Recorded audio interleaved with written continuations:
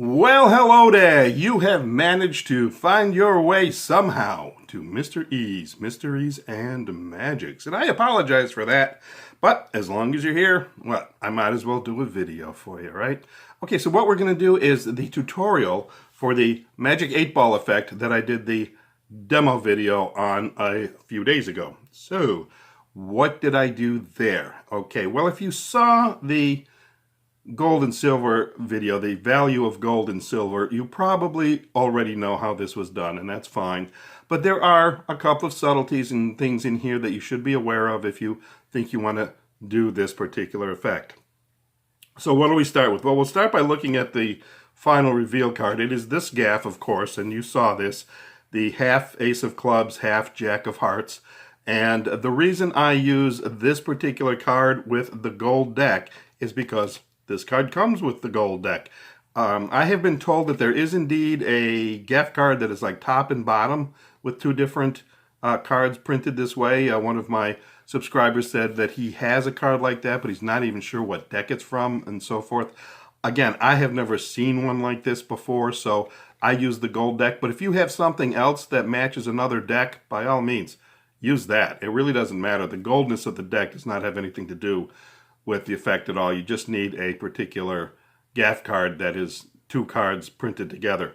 I will say this though too, for those of you again who saw that gold and silver comparison, the silver deck comes with a card that is a 10 of spades with a 6 of diamonds superimposed.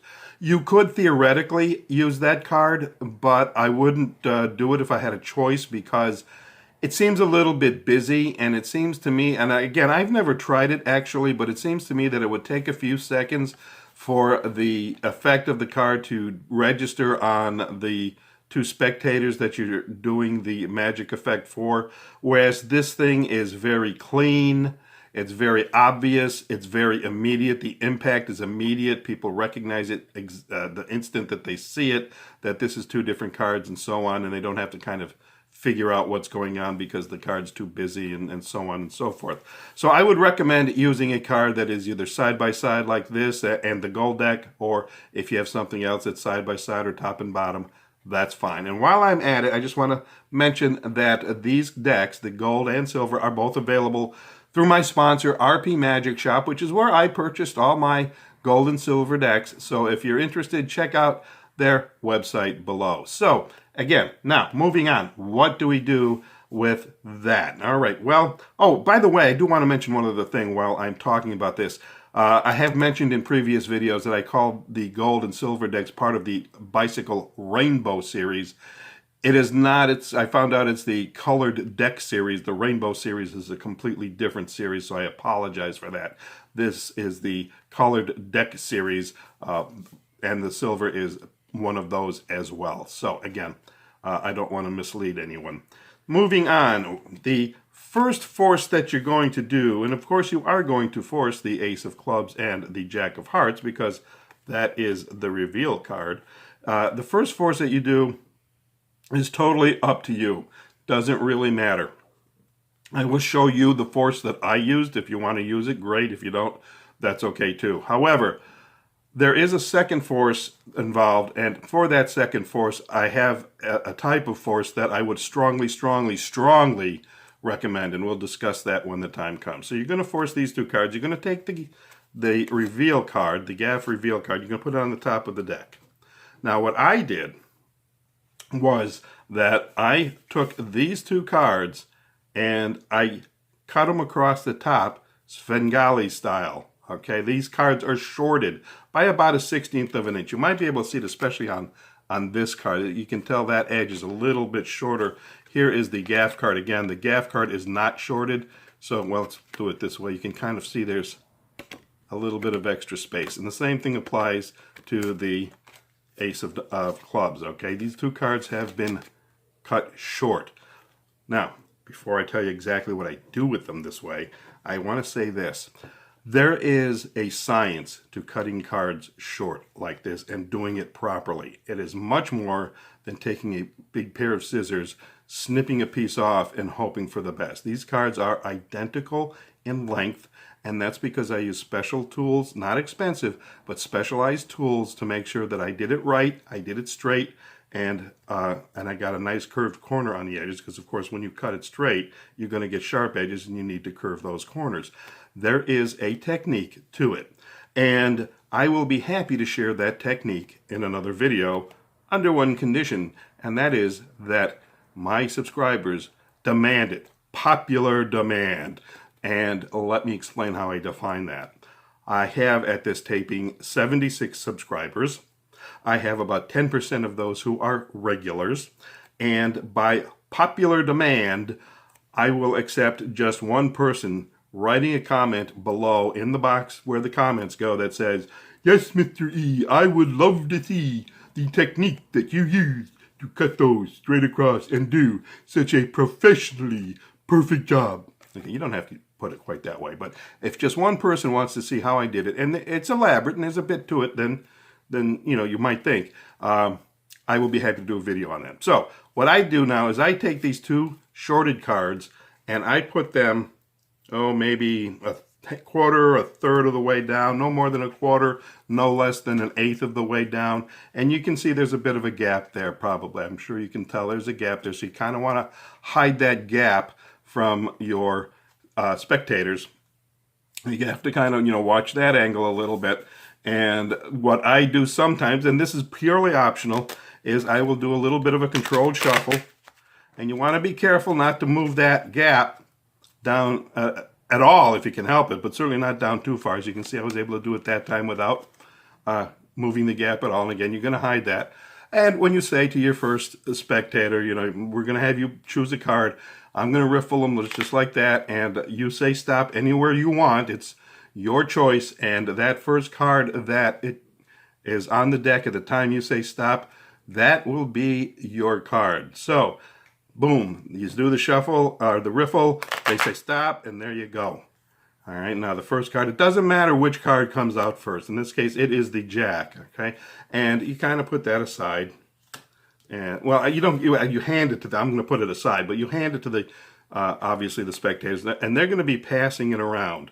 Now, let me just say that the first force that you do is up to you. Again, don't worry about it. You might want to take the first force card and put it on the top of the deck if that's how you do the force. I do it this way, doing it in a method that puts the card on the top of the deck right at the beginning is a very good way of doing it, because then you don't have to do what I have to do next. Now, the first card has been taken. It is the Jack of Hearts. People are looking at the Jack of Hearts, and while they are looking at the Jack of Hearts, I'm taking the other card, in this case the Ace of Clubs, and simply slipping it to the top of the deck above the reveal card, the gaff reveal card. So now this card, the second force card, is now on top of the deck. This is when we come to the second cut, or the second force that I mentioned, and I strongly, and I cannot emphasize this enough, I strongly recommend that you use the cut deeper force, because it gets you right back to where you need to be. I'm not going to go into a whole lot of detail on what exactly the cut deeper force is, but very simply, again, as you saw in the video, the demonstration video, you have your customer, your client, your civilian, your spectator, whatever. Take a few cards, flip them over. All right, then they do a cut deeper. And again, if you want, you can emphasize on them that it's up to them where they want to cut. They cut it deeper down and flip those over. When you think about it, all you're really doing is taking that top section of cards that you cut first and flipping them back upside down, upside down again, so that the back is facing up. Okay, so you can go through the cards face up, and when you get to this one, the first face down card you find, bingo, it is the force card. So they're going to take that force card. When they do that and they're looking at their card, you take all these face up cards that you took off first, then you came to their force card here, you take the rest of them, you put them on the bottom of the deck, and you're right back to where you needed to be. You've got your reveal card, your gaff card, on the top of the deck where it needs to be. All right, and then the rest of it basically is just a bunch of patter and whatnot. It's pretty much self-working from this point on.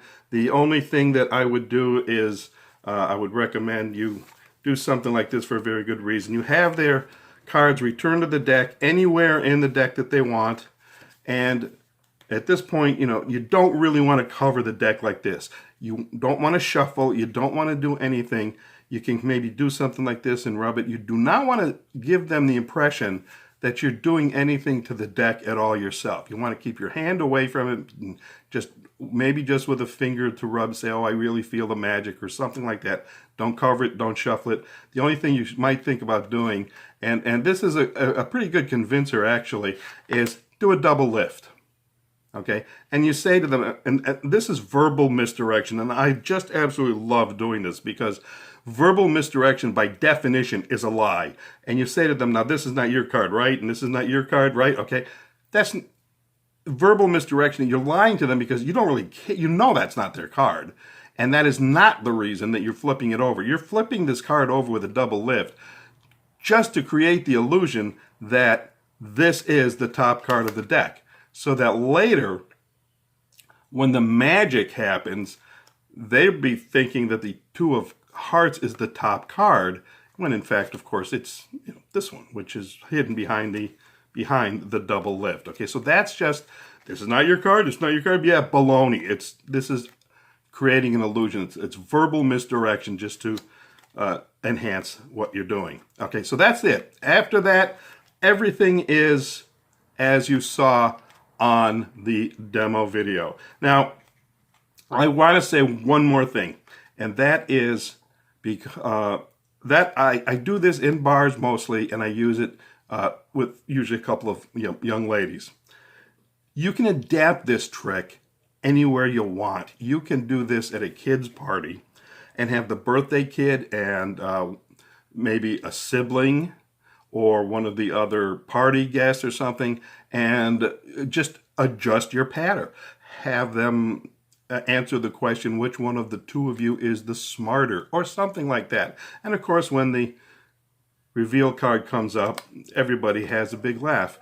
The difference is, too, you can't have them blow a kiss like I did in the demo video if you're doing this with kids, obviously, or many other different kinds of audiences. So have them do something like use a magic word, abracadabra. Have them wave their hands over the deck, abracadabra. My dad used to like to say hocus pocus dominocus, expelliarmus, inagata davida, whatever they want to say. I don't care, it doesn't matter. Just have them do a magic word, and then you say, okay, based on the cleverness of your magic word, which one of the two of you is smarter, blah, blah, blah, blah, and then you pull this over on them, and that's that. The one thing I've not been able to do, and believe me, I would love to have the opportunity to do this particular effect on twins. I've never had that chance. I'd love to see it happen. I'd love to see somebody else do it. I don't really care. It's got to be hysterical. I mean, which one is prettier or better looking if they're male or whatever? You can do that. Which one is smarter? It's got to be hysterical when you do that and you pull up the card and it's, exactly equal. Anyway, that's how I do the magic 8-ball effect. And once again, I will remind you, if you are interested in how I cut the cards to short them so that I can do that riffle cut. And by the way, just to mention, why do I do it with 2 cards? Because you might be saying, well, you can do that riffle cut with just 1 and find your card. Okay? Yeah, you can, and Richard Turner can, but I have found that I am not Richard Turner, and I don't have his card handling skills, and I often would skip right past it if I only had 1 card cut. So I cut both cards to make sure that I have a good solid gap that you go right to that gap, and you can't miss it. It just stops you dead when you get there. That's why I do it with 2 cards, and that's why I cut the 2 cards. And if you are interested in how I did it, I remind you, please put a comment in the box below asking me to do the video, because heaven knows I'd love to do that for you, because I certainly don't want to leave you baffled.